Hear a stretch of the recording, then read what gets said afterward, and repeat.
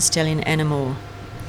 This horse has come across to Australia, I think, 3 times now. Yeah. And again, we're seeing a horse progressively getting stronger, more muscled up, more confident. And look at that for a halt. Really nice, narrow base. We like to see at this level the horse's hind legs come up underneath them right from the beginning in that halt.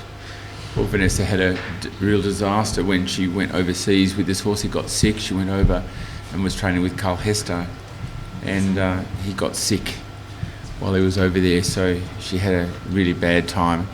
And she came back, and I saw her compete in New Zealand at the Horse of the Year show last year, and he developed a wind problem with his breathing and was really struggling to get the fitness back. And so I believe she had his wind checked out, and it's now fixed. And so he's up and going again, and he does look a much happier, more uphill horse. He found it difficult to stay round and keep all his airways open because his throat was a little bit involved in that situation. So now that's corrected, and he's really up and flying. She's the nicest person. Vanessa's a great competitor. Certainly they have a lot of those respiratory problems in England, don't they, with the conditions they have to manage their horses in, and a lot of deep litter and problems with fungal infections and mycotic infections that really add a whole new degree of complexity to managing these kind of horses. Vanessa's owned this horse since he was 2 years old, and isn't that a wonderful journey?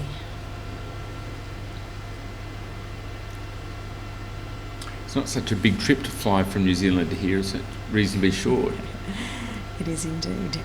Easier than driving up from Victoria. I'd say it probably is. Now that's quite a narrow Closed. base. Looks very straight, pretty balanced. The problem with the Piaffe, when it gets, you've got to keep on thinking that you want the hind leg under, but you also want the front leg in front of you, not back underneath the girth. Yes. Because it's very difficult to get out of that into passage to get the front legs up and out again. So not like an elephant standing on a drum. When the hind legs are closed underneath and the weight's there, then the front legs have got to be free to move up and down, not closed backward. And he had a little tendency in that one to get a bit too closed. Yeah, certainly did, certainly.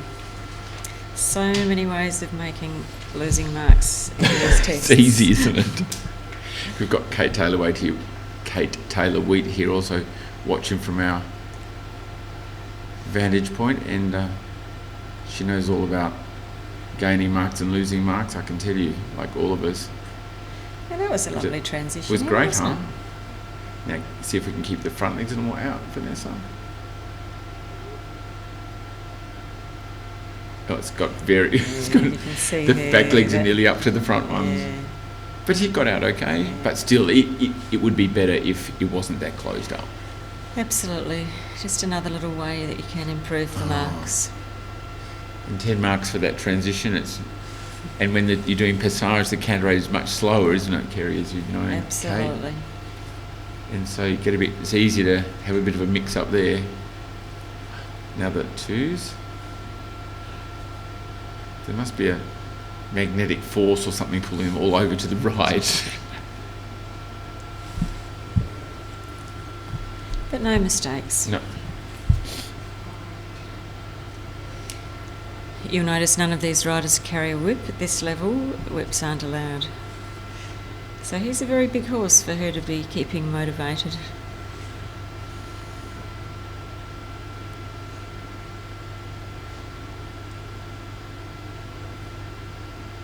He certainly improved since I saw him at the Horse of the Year show in New Zealand. He's really more uphill, more elastic. But as I said, he had a bit of a torrid time overseas getting sick, and he just looks confident, don't you think? Just Yes. on his face, he just looks confident, like this has become a day at the office for this is my horse. office and I know my job, yep. Again, you know, if the front leg was a little bit more out in front of him and a little bit more expressive, but then it's sort of how God made him, really, a little bit in that way. That's right. As you can really notice the difference between this horse's natural way of moving and the natural way of moving of a horse like Sunset that just tends to... Eats up the ground. Yeah. And that's, we would call that expressiveness, you know, the expression in the steps. We'd say Sunset is just naturally a very expressive horse.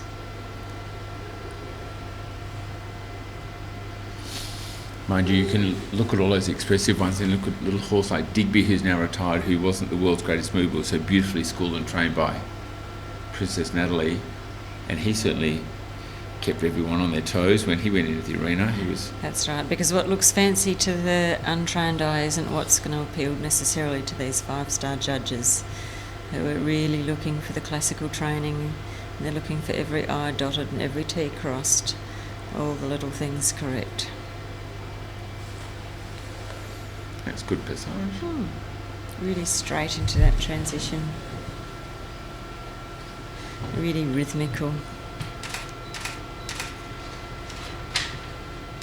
And when you're training this, you just try to make everything pliable, so you've got little steps coming in and little steps going out and making the big steps after that. And she looks pleased with a really honest job.